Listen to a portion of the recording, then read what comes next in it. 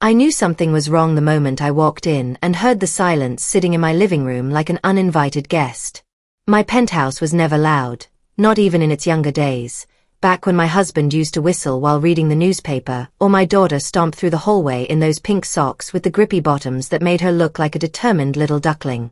But it had never been this silent, this hollow, expectant quiet, the kind you hear when a place has been emptied of something important. It was the kind of silence that makes you look over your shoulder, then back at the door, just to confirm you're still welcome in your own home. The first thing I noticed was that the dining chair closest to the window had been pulled out slightly, just a few inches. Not enough to look disturbed, just enough to look like someone had sat there recently. Someone who didn't plan to stay long. I set my grocery bag on the counter. The handle of the paper bag cracked, and the apples rolled to one side, but I let them. Something in the air felt wrong, sour in a way that didn't match the usual citrus-clean scent of my home. My robe, my favorite gray cotton one, rubbed soft against my wrist as I adjusted the sleeve. I remember thinking, this doesn't smell like my house anymore. The air felt colder, thinner. Then, on the counter beneath the little ceramic bird where I kept loose change, was a folded sheet of paper. My name written large across it. My daughter's handwriting. Before I opened it, my kettle began its familiar little gurgling song from the other room where I'd plugged it in. Automatic. Nightly timer. I hadn't changed a thing about that routine since my husband died. 6 years now. I'd wake every morning to the scent of tea and lemon because he used to insist it set the tone for the day. For a long time after he passed, that kettle was the only thing in the house doing the work of keeping me alive. I didn't open the note yet. I needed the anchor of ritual. I filled my mug. Steam rose, soft and fragrant. A red cardinal landed on the balcony feeder outside. My little friend who came by every morning and most evenings. Only then did I unfold the paper. 2 sentences. Short. Practical. Brutal. Mom, the penthouse is sold. We had to move fast. You'll understand one day. I've arranged for you to stay with Aunt Carol for now. Please don't make this harder. L. My first thought was not anger. It was confusion. A kind of gentle, crumbling disbelief. I read the letter again. And again. My tea grew cold while I stood there, trying to understand the words written by the same girl who used to hold my hand crossing the street. Sold. The penthouse. This penthouse where we celebrated birthdays, and where my husband carried me over the threshold back when I still weighed only hope and excitement. The place where my daughter took her first steps, where I stayed awake nights during her teenage heartbreaks, where life insurance money had partly paid off our mortgage after the world felt too big and too empty without my husband in it. Sold. My driveway had been empty when I arrived. My parking spot without my daughter's car. Normally she parked too close to the line, tires slightly crooked, as though her heart never fully landed in one place. But today, the spot looked lonely. I checked the closets. Checked the drawers. Some things were missing. Some things weren't. An odd combination, like someone taking the effort to pack but not the care. Her toothbrush gone. Her husband's awful cologne missing. My files. My financial papers. Disturbed. My spare keys. Gone. And on the couch sat a cushion slightly dented. Fresh. As though someone had rested their moments before I arrived. Only then did a deeper memory rise, soft but pointed. Her voice recently saying, "Mom, you don't really need a place this big." Her husband joking, half joking really, "Man, if we had your equity, babe, our lives would be set." I had laughed it off, thinking it was youthful carelessness. But then came the purchases. The little requests. The favors. It started with groceries. "Oh, we forgot our card. Can you get this?"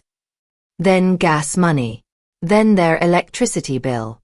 Then the holiday gifts I insisted on giving because I missed having someone to spoil. But slowly, they began treating it like a given. A TV. A sofa. Their upgraded phone plan. The down payment on their car, to avoid predatory interest. Then an appliance, just until we get our tax return. Then another. And another. Each request soft around the edges, each wrapped in the illusion of need. And I gave. Because I remembered how lonely I was after my husband died. Because I remembered all the nights my daughter slept on my chest when she was a baby, her tiny breaths syncing with mine. Because I thought generosity was a form of love. But apparently to them, generosity was a form of convenience. I set the note down. My hands shook. Barely. The steam from my tea had long faded into nothing. Then my phone buzzed. A message from her. Not even a call. 4 blunt words. Please don't come back. That was the moment the first sharp crack formed inside me. Not anger yet, but a quiet, icy clarity. If someone tries to take your home out from under you, the universe gives you one small gift. Perfect, devastating lucidity. I sat down. The chair felt colder than usual. My robe felt thinner. But my mind was suddenly sharp as glass. Something inside me whispered, check everything. And so I did. My email. My banking app. And then, the thing I had almost forgotten. I opened the Ring camera feed that my daughter had long assumed I didn't know how to use. The footage was still there. Every timestamp. Every face. Every box carried out of my home. Every signature they didn't expect me to find. And there, in one short clip, my daughter speaking to her husband. Once Mom's out, we can fix this whole debt thing. She barely uses the place anyway. Barely uses the place. The home I had built. The home I had paid for with a lifetime of work and a heart full of memories. I played the clip again. Not out of pain, out of necessity. Proof is only useful if properly catalogued. I had learned that after my husband's death, dealing with life insurance agents and forms and verifications, the world respects paper more than tears. I stood. Made a list. A long one. Every receipt. Every document. Every email thread. Everything I still had access to. The blue folder in my closet, the one where I kept taxes, property papers, warranties, and financial statements, became suddenly heavier in my hands. It felt like picking up the spine of my own life. And as I gathered evidence, the silence around me changed. It no longer mocked me. It steadied me. The next morning began with the familiar sound of my kettle, though the house didn't feel familiar anymore. I moved through the penthouse quietly, not like I was afraid, but like I was preserving the last echoes of something sacred. It was still my home, no matter whose signature had been forged or pushed or manipulated to say otherwise. I tightened the belt of my robe, soft terry cloth, slightly worn at the cuffs. It had been a gift from my husband on our last Christmas together. He chose it because he said grey made me look distinguished, like a queen in disguise. I wore it now like armor. Outside, the cardinal visited again. A small burst of red against the morning frost. I whispered, "Good morning, sweetheart," because sometimes you have to speak softness into a world that's gone sharp. I wasn't afraid. I was resolute. I spent the morning sorting paperwork. Receipts lined my table. The TV I bought them. The sofa. The appliances. The rugs. The laptop. The emergency dental bill. The temporary loan for his business ventures. The car repairs that never seemed to end. And then larger documentation. The original mortgage. The insurance disbursement records. The deed. Property tax statements. Correspondence with my lawyer from years ago. And yes, printouts from my Ring camera timeline. The blue folder, the sturdy one with the plastic clips, became a chronicle of everything I had contributed and everything I had protected. At one point, I paused and looked around. The penthouse smelled faintly of lemon cleaner. Not my brand. Too harsh. Too sterile. They must have used it while packing their things. That hurt more than the note somehow. I stepped onto the balcony. The city stretched below me, endless and shimmering. For years I had looked out at it with gratitude, thinking, I made it. I built a life here. Now the skyline looked different. It looked like something I had to reclaim. My phone buzzed again. A voicemail from my daughter. Her voice was strained, impatient. "Mom, don't be dramatic. We're fixing everything. Just stay with Aunt Carol. We'll figure out new arrangements. You're acting like you're homeless or something. Just relax." Homeless. She said it so casually, like the word meant nothing, like it was an inconvenience. I felt something inside me drop, deep and quiet, like a stone sinking into deep water. There was no anger in it, just a final confirmation of what I'd suspected. She didn't see what I had given. Not really. Not the years. Not the care. Not the money that wasn't from some bottomless well, but from decades of sacrifice. I loved her. But she didn't love me in the way that protects. She loved me in the way that assumes. I sat at the dining table. My favorite chair, the one with a tiny scratch from when my granddaughter visited years ago and dragged a toy across it. I placed the blue folder before me. I opened my notebook to a fresh page. At the top I wrote, and below it, contact real estate lawyer, contact bank, contact police non-emergency line for consultation, consult tenant and elder protection resources, document every interaction, secure utilities and accounts, book movers. The list continued for almost a page. Each step felt like reclaiming a piece of myself. I dialed the number of a real estate attorney I'd used once years ago. He remembered me, or at least pretended to, which is close enough in the legal world. I explained the situation plainly. He listened quietly, then asked me for the documents. When I told him I had everything in a blue folder already organized, he let out a small breath, a sound of relief, or approval. "You've done the hard part," he said. "Now let's make sure you get your life back." I didn't cry. Not then. Not yet. Next. Utilities. I contacted the electric provider, the gas company, the internet service. Changed access. Changed authorizations. Locked everything behind new passwords. Then came the moving company. I chose one with excellent reviews. Reputable, insured, kind sounding on the phone.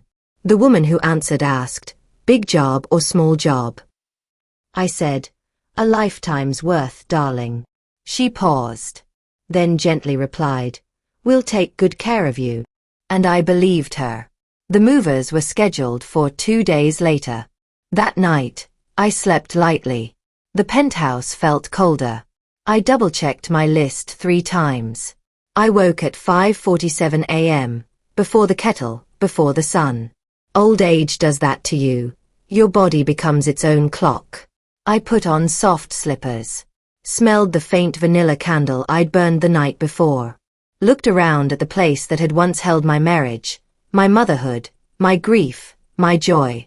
Then the Ring camera sent a notification. "Someone is at your door." I opened the feed. My daughter. Standing there with her husband. Holding a box. My box. I didn't answer the door. Not yet. I watched instead.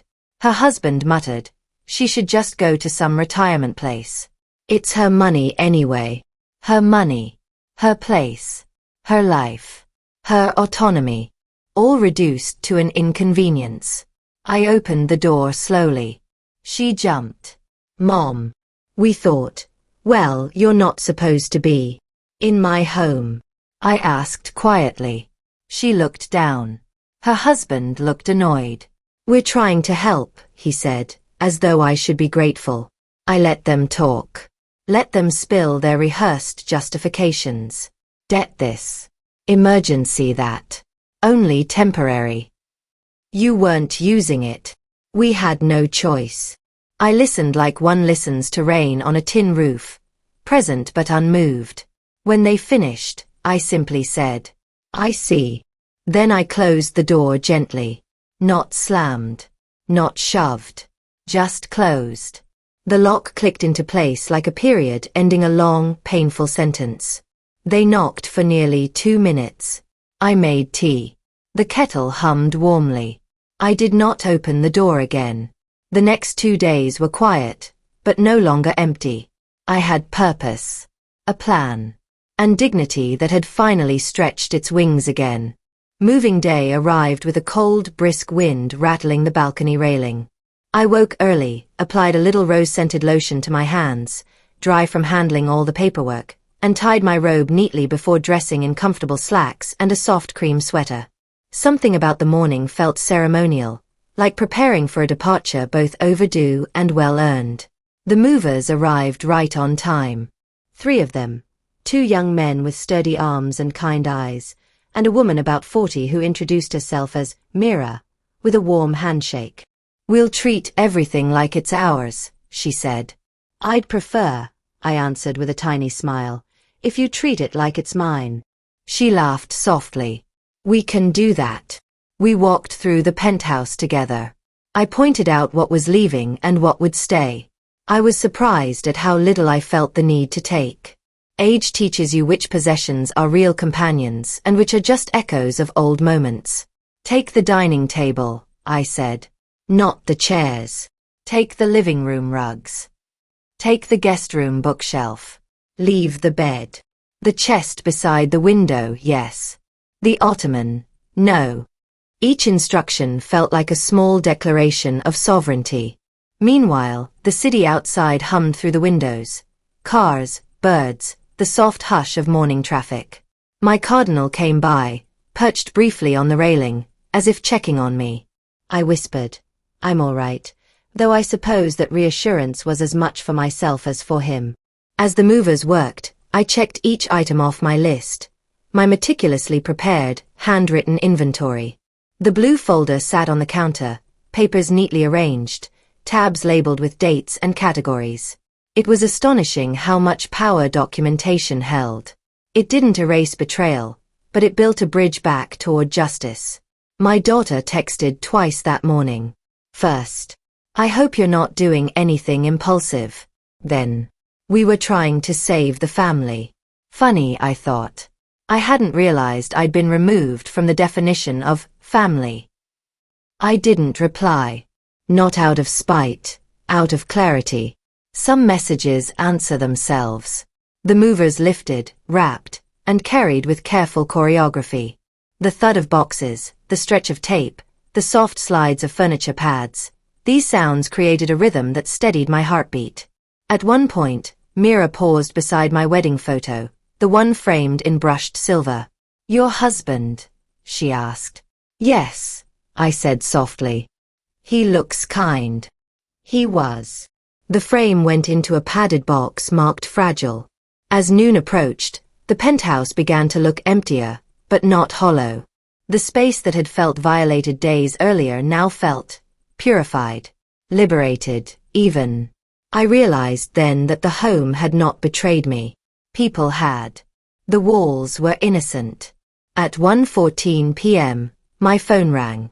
A number I didn't recognize. The court clerk. "Ma'am," she said gently, "your documentation is sufficient. You can come in any time today or tomorrow. It won't take long."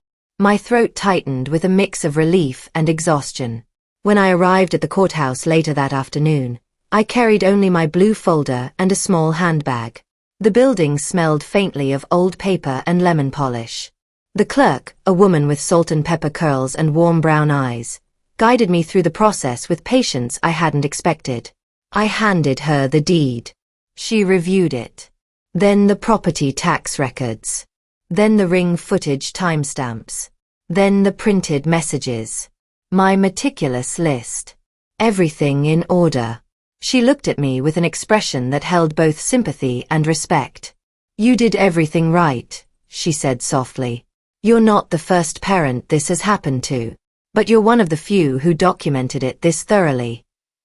I nodded, feeling tears gather, not from sadness, but from the affirmation. A small claims judge reviewed the papers briefly. He asked one question. "Is this all accurate and in your possession by lawful means?" "Yes, Your Honor," I said. He nodded once. "Then you've retained ownership. The sale cannot stand. No gavel. No drama. Just quiet, official words that restored everything my daughter had tried to take. Walking out of the courthouse, the late afternoon sun warmed my shoulders. I stood for a long moment on the sidewalk, breathing, letting the relief settle into my bones. Later that evening, as the movers unloaded my belongings into the small senior apartment I had chosen, everything felt lighter. The apartment was modest, sunny, cheerful, smelling faintly of fresh paint and new beginnings. A kitchen just big enough for me. A living room warm with golden light. A bedroom facing the courtyard where flower beds waited for spring. The cardinal wouldn't find me here, but perhaps new friends would. The first night in my new apartment, I lay awake listening to new sounds. Soft footsteps in the hallway, a distant television, the faint elevator hum. Sounds of life, of community. Not loneliness. Not betrayal. I had brought only what mattered. My wedding picture. My favorite books. My good china. The quilt my mother sewed. And the blue folder, not for evidence anymore, but because it represented the moment I chose myself. The next morning, I started fresh. I filled the new kettle, smaller, chirpier than the old one, and watched as steam curled upward like a gentle blessing. The robe brushed my skin, soft and familiar. My slippers found warm places on the laminate floor. Memory softened but did not sting. A cardinal didn't come, but a neighbor did. Her name was Judith, 82, with white curls and bright lipstick. She knocked, holding a plate of muffins. "Welcome," she said. "Come to the community dinner tonight. No excuses." Her kindness loosened something in my chest I hadn't realized was tight. Over the following weeks, life took on a comforting rhythm. Monday, book club. Tuesday, chair yoga. Wednesday, watercolor class. Thursday, community dinner, meatloaf night. Friday, volunteering at the front desk. Saturday, walks in the courtyard. Sunday, a phone call from my sister, who said she was proud of me. I made friends. I laughed more than I had in years.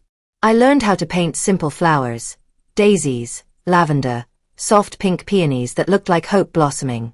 One afternoon, while unpacking the last box, I found a small envelope at the bottom. My daughter's handwriting. A note she must have written long ago, before bitterness, before debt, before adulthood twisted her into someone I barely recognized. It read, "Mom, thank you for always giving me everything. I hope one day I can give back to you too." I sat for a long time holding that note. It hurt, yes, but also reminded me that people change, sometimes for the worse, sometimes for the better, sometimes simply because life pressures them into corners they can't escape from. I hope she finds her way out. But I also learned this: loving someone does not require surrendering yourself. One evening, Judith sat beside me at dinner, sipping her tea. "You seem lighter lately," she said. "I am," I replied. She smiled knowingly. "Good. You earned your peace. And I had. Not through revenge. Not through anger. But through steady action and quiet dignity."